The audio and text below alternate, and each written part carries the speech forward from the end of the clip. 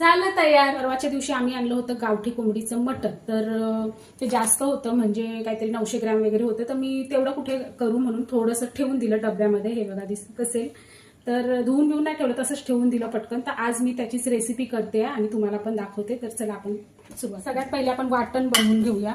त्यासाठी मी घेते खोबरं. म्हणजे काय झालं, आता खूप टाइम झालाय, म्हणजे ऍक्च्युली 12 वाजून गेलेत ना, तर मग हे भाजलेलं खोबरं माझ्याकडे असतंच थोडंसं, तर तेच घेऊया. खोबरं भाजत नाही आता मी बसत. ते भाजलेलं खोबरं 1 चमचा बस झालं. कांदा भाजून ठेवलाय थोडासा, फक्त भाजलेलाच आहे कांदा, तो सुद्धा घेऊया.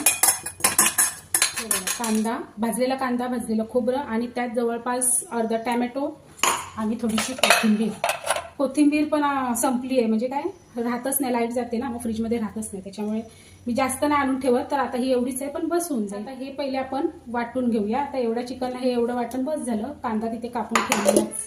तर हे बघा, हे असं वाटण तयार झालंय, कांदा, खोबरा आणि टॅमॅटो. मी मगाशीच बोलली की आज टाइम झालाय, म्हणजे 12 वाजून गेले, तर आता खूप टाइम होईल परत, त्याच्यामुळे मी कुकरमध्ये करते, झटचे पट, आणि ते पण स्टीलच्या कुकरमध्ये. म्हणजे बऱ्याच जणांना प्रश्न असतो की स्टीलच्या कुकरमध्ये किंवा स्टीलच्या भांड्यांमध्ये जेवण व्यवस्थित होतं का? तर होतं, कारण हे बेस बघून घ्यायचं. जाड टोप घ्या, कढई घ्या, काहीही घ्या, हा बेस जर जाड असेल तर त्याच्यामध्ये उत्तम होतं.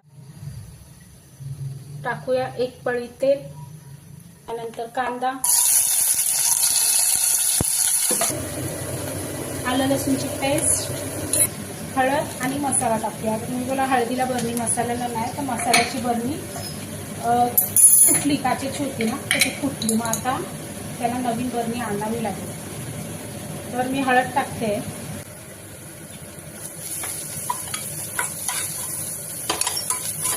आता हे जे वाटण केलंय ते आपण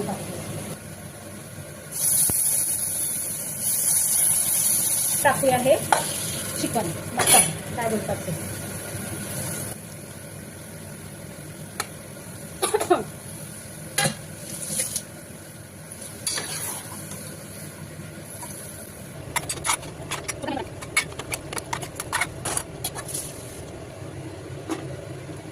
लाईट गेली, बरं झालं वाटण वाटून ठेवलं ते. तोपर्यंत मी ही कैरी खाते. खोबरा कैरी आहे हो, नाही तर बोलाल की एवढी करा कशी काय, आंबट नाही लागत का? खोबरा कैरी. 5 ते 7 मिनिटं झाली. आता हे पाणी आपण त्यात टाकूया, जे की वाफेवरती ठेवलं.